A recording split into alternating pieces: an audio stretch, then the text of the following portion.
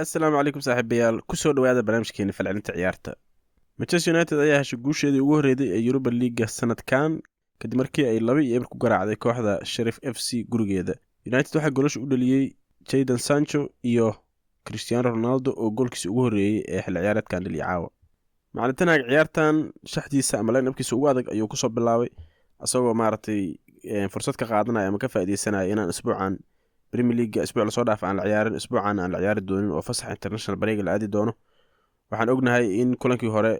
United ay ku furatay Europa League guuldarro kadib markii ay kooxda Real Sociedad ay gurigooda kaga badisay. Marka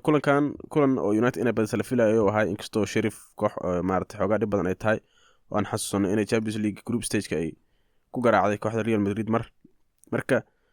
kulankan waxaa la leeyahay maxaa la dhihi karaa Ten Hag ma rabin inuu oo chance qaato oo ciyaarno oo fursado siiyo waxaas inuu guusha helo ayaa muhiim u ahayd maxaa yeelay haddii kulankan ama laga badiyo ama barbarac la geliyo xaaladdu way adkaan lahayd marka macallintana kulanka inuu badiyo ka go'naansho xus ugu adkeed ku soo galay marka laga reebo Ronaldo oo kulamadii Premier League iyo Kate ku jiray oo Rashford booskiisa galay maadaama uu kulanka dhaawac ku seegay marka United ciyaar fiican ay caaw soo bandhigtay waxaa la dhihi karaa sanadkan ciyaarihii ay Manchester United badisay dhammaantood waxay ku dhisnaayeen ama base u ahaa difaac wanaagsan marka caawana wax gaara kama isa duwaneyn weerarka markii la fiirsho ciyaarada Manchester United hadda wax cajiiba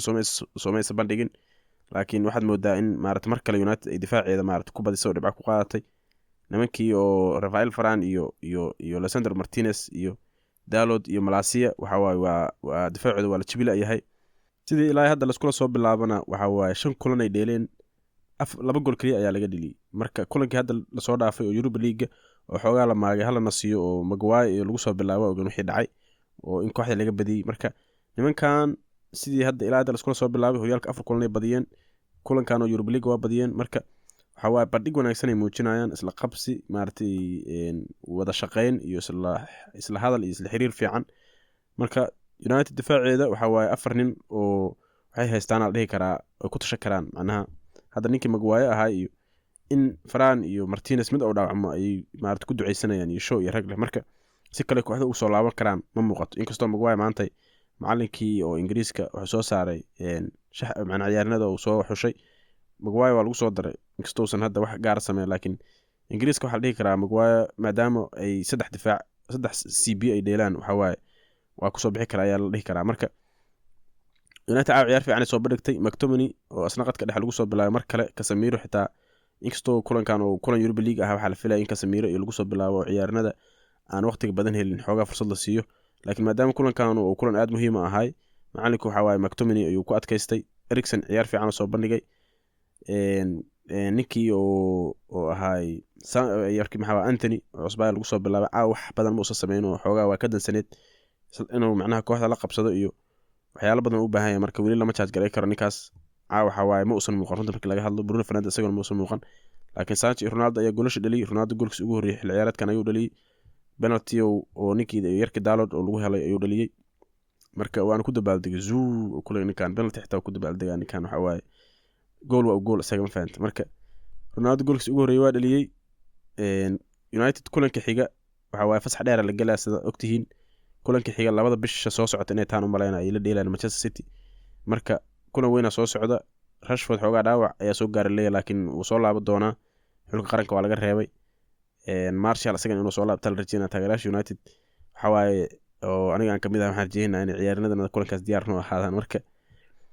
Ronaldo caawa maxaa la yiraahdaa haddaan fiirino asaga bandhigiisa ciyaar fiican soo bandhigay Ronaldo santii waxa moodaa inuu kooxdan qaabka macallinka Romeo la qabsanayahay mase wax kala ka qaldan ninka isbedel weyn ka muuqdo sanadkii hore soo ahaa iyo waxaan ognahay United sanadkii hore qof kaliya oo dhaqaaqa oo isaga ahaa laakiin sanadkan haddii weerarka la dheelsiiyo wax uu ku fiican yahay malaha la dhihi karaa xeelada ganaax ma joogo oo kubadii ala isoo tuuriyay malahan oo maxaa la yiraahdaa xeelad ganaax kuma jiro waxaan moodaa inuu kubadda soo doonanayo qadka dhex kubadda ka soo doonanayo haddana markuu kubadda soo doonto ciyaaryahanka weerarka oo sida hadda Harry Kane iyo Benzema iyo sameeyaan oo kale inuu kubadda inta dhiibto oo ordo xirad ganax gala laga rabaa marka taasna xitaa ma sameynayo kubadda qadka dhex ka soo doonanayo waa baasa meesha ku cilina marka ninkan waxa in oo benchiga la geliyo u qalmaa ayaa la dhihi karaa maxaa yeelay hadda qaabka u dheelay si uu